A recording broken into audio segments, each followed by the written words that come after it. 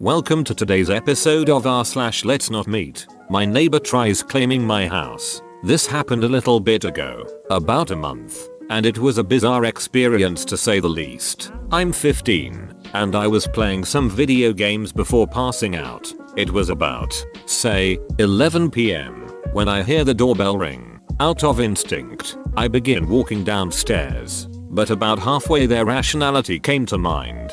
Who the duck rings a doorbell at 11 PM? I silently strode back upstairs and stood in the hall, kinda expecting something bad to happen.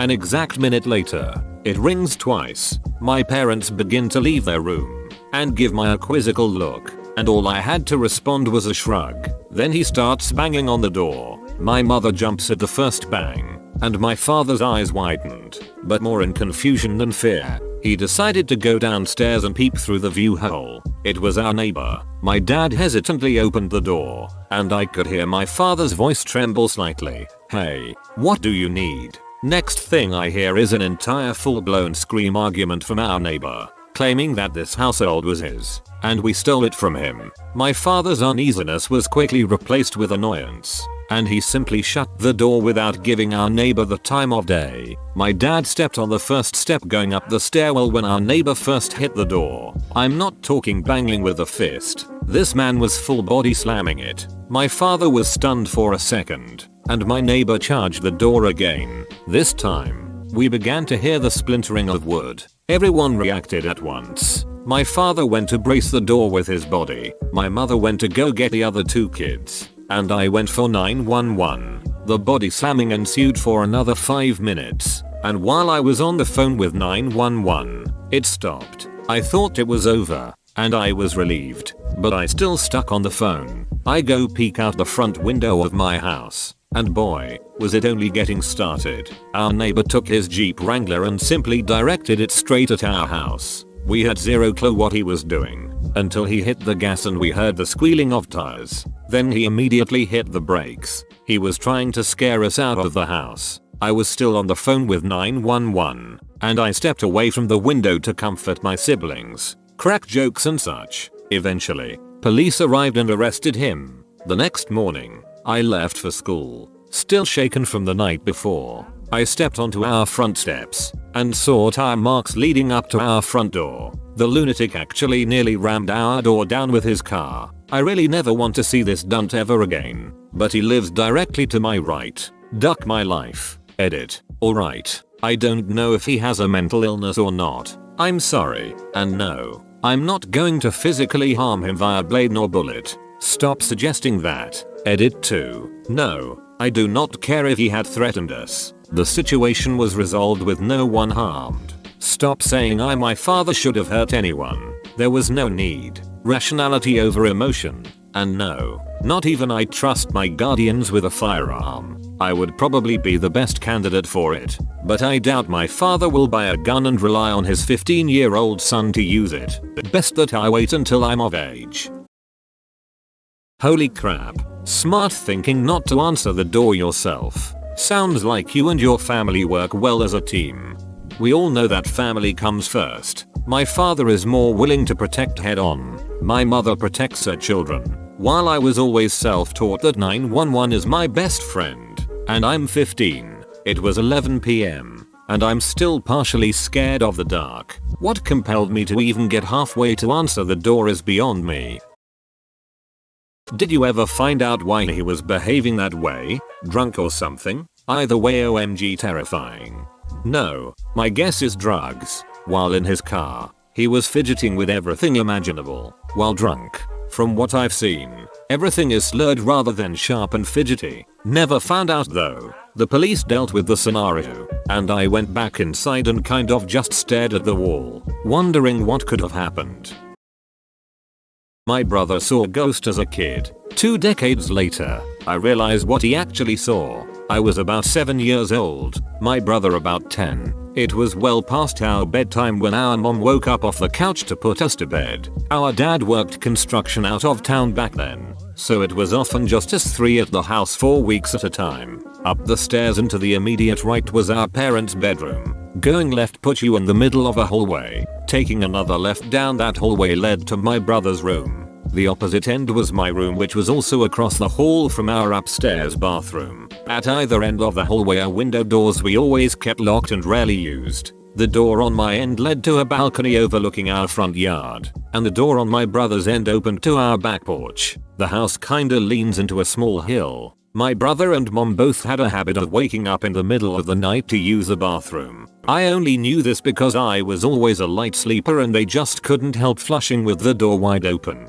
This night, however, my brother stopped on his way to his room and came back towards the bathroom. I'm gonna try to pee before I go to bed. The past few nights I've been too afraid to walk to the bathroom. I keep seeing a man wearing stripes at the end of the hallway. I don't know if my mom wrote it off as my brother telling ghost stories to try to scare me or if she was already half asleep and didn't catch it. But she didn't react at all to my brother's confession. I, on the other hand, was terrified by it. The fear of seeing a ghost like that at the end of the hallway or through the windows is the reason I started running from the stairs to my bedroom at night. Years later, when I was about 18, my mom and I were having a conversation in her car about a dog we had for a very short time when I was little. We were sharing stories about Max's tendency towards destroying my shoes and other unruly behaviors when my mom blurted out, "Do you remember that time I opened the front door for the cops and Max ran inside to the kitchen and started tearing open that big bag of dog food we had?" This really caught me by surprise, because in all the years I lived in that house we never once called the cops, gun owner family in a quiet, rural WV neighborhood, etc. I asked her what she was talking about and she looked equally surprised as if she had just revealed something by accident. "Oh, that's right. I never told you because you were too young at the time. One night, I woke up hearing noises outside my window and when I looked I saw a man staring into my bedroom." She went on to describe how turning on the lights caused him to take off running and how she grabbed my dad's pistol before calling the cops. I can't remember all the details I gave them when they showed up. Tall white male, wearing a striped shirt and jeans. Short dark hair. Something like that. They said it matched the description of a man they were looking for in the area. It turns out he had escaped from jail on a murder charge. Now, I know it sounds so obvious hearing those two stories back to back, but it wasn't until a few years ago, in my mid-20s, that I pieced together that my brother had unknowingly warned us about a murderer who spent multiple nights casing our home. Wait, was he in your house? Since your brother said he was at the end of the hallway, not in a window? He just said at the end of the hallway, where OP noted that there was a window. So I'd say it doesn't sound like he was in the house. It had to be through the window. I definitely remember him saying at the end of the hallway because it painted a horrible image for me as a kid, but it must have just been poor wording. Also, I detailed the layout of the hallway and the doors but forgot to mention there's no way up to the balcony on my end other than through that door. This means my brother had to see him through the door right next to his room on his way back from the bathroom. I say this all with uncertainty because I've never actually told my brother the story our mom told me. I just asked him if he remembered the man in stripes, but he said he only vaguely remembers. He has an awful memory. Recently, I've been wanting to tell him the full story to see if it jogs his memory, which is why I posted it here. I'll post an update here if that happens. Oh wow. Sorry for the lack of updates so far. I've been super busy sick this week and totally didn't expect this story to get as much attention as it did. I spoke with my mom and brother separately about the stories. First, my mom corrected my memory about what she found out from the police. It wasn't someone that had escaped. Rather, the description fit a suspect in an ongoing murder investigation.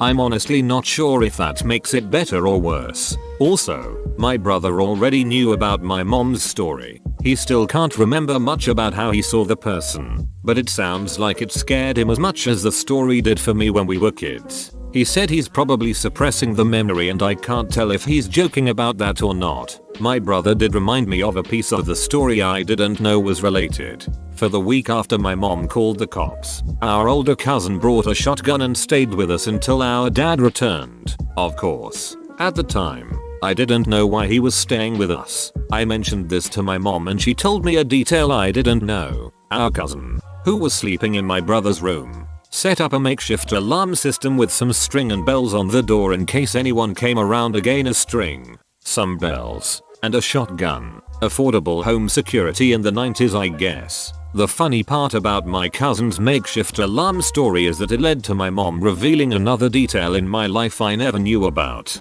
For as long as I can remember, that door, which was replaced several years ago, had a rope loop of Christmas bells around the knob. The sound of those bells is burned into my memory because they would jingle anytime someone opened the door, and my mom would always check that door before going to bed. As I got older and started doing more work around the house, I would have to use that door a lot and would get annoyed by it falling off every time I opened the door. I remember getting frustrated and throwing it in a closet once or twice, but my mom got upset and made me put it back. She said our cousin's alarm system gave her the idea to leave those Christmas bells on the door year round. Anyways, we never got more information about the investigation, but we also never had any incidents like that again, so that was good enough for us. Sorry if that's not as much detail as you were hoping for, but hopefully that gives you enough of a picture. I probably won't bother my family about this again, but I appreciate all the kind words said here and I'm glad you enjoyed my story.